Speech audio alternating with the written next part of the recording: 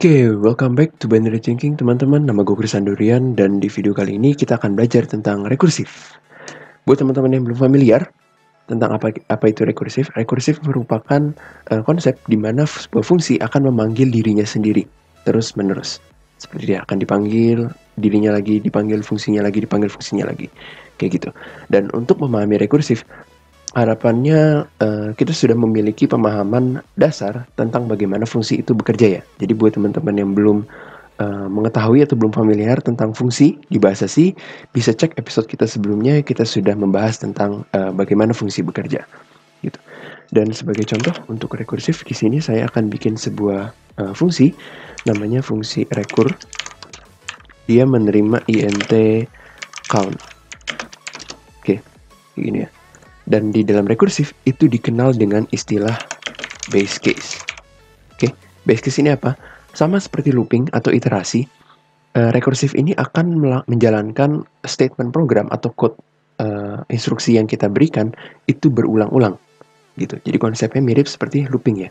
Tapi kalau misalkan apa yang terjadi kalau misalkan looping itu berjalan terus, tidak ada kondisi berhentinya. Artinya akan terjadi forever looping kan ya, sampai programnya crash, program itu atau instruksi itu akan terus-menerus dijalankan. Seperti itu. Dan begitu juga dengan di rekursif. Kita perlu kondisi di mana rekursif ini akan berhenti atau terminate atau selesai, gitu ya. Nah, itulah yang disebut dengan base case, gitu. Oke, di sini kita bisa define, misalkan if, nah si int count ini yang nanti yang akan berperan sebagai base case kita. Kalau misalkan kita mau membatasi nih, kalau misalkan countnya sudah lebih dari 15, misalkan kita mau ya udah return 1 misalkan. Oke. Nah, ini adalah base case-nya. Berarti nanti ketika fungsi ini dipanggil berulang-ulang, tapi count-nya itu sudah mencapai angka 15, kita akan return 1. Gitu ya, udah lebih dari 15, sorry. Dan kalau misalkan enggak, apa yang terjadi? Kita mau panggil fungsi yang sama. Fungsi rekur ini mau kita panggil lagi, tapi count-nya adalah akan kita plus 1. Gitu ya. Terus di sini kita print dulu deh. Print pemanggilan ke %d misalkan. Jadi kita mau tahu fungsi ini tuh, si rekur ini udah dipanggil ke berapa kali gitu ya. %d variabelnya count. Jangan lupa di backslash n. Ini ya. Jadi dia kita udah punya base case, kemudian kita print countnya berapa atau pemanggilan ke berapa, kemudian kita panggil fungsi yang sama lagi, tapi sekarang nilai countnya itu di plus 1, gitu ya. Dan di int main kita bisa panggil rekur misalkan 0 deh ya. Kita mulai dari count ini kita mulai dari 0. Gitu. Terus kita coba jalankan ya. Oh sorry, printf, sorry, bukan print ya. Kalau print itu di Python. Oke, nah hasilnya nanti akan menjadi seperti ini.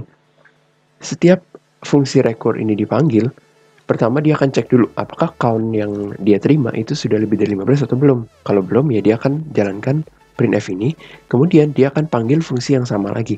Rekur ini akan dipanggil tapi count-nya akan di plus 1 gitu. Nanti dia akan naik lagi, terus dia akan cek lagi. Begitu terus berulang-ulang sampai base case-nya terpenuhi. Kayak gitu ya. Makanya ini pemanggilan ke 0, pemanggilan ke 1, pemanggilan ke 2, pemanggilan 3, 4, 5, 6, 7, 8, 9, 10 sampai 15. Kurang lebih kayak gitu. Dan rekursif ini merupakan fungsi yang banyak digunakan untuk memecahkan permasalahan-permasalahan yang populer. Contohnya Tower of Hanoi, membuat faktorial, membuat segitiga Pascal, kurang lebih seperti itu. Oke.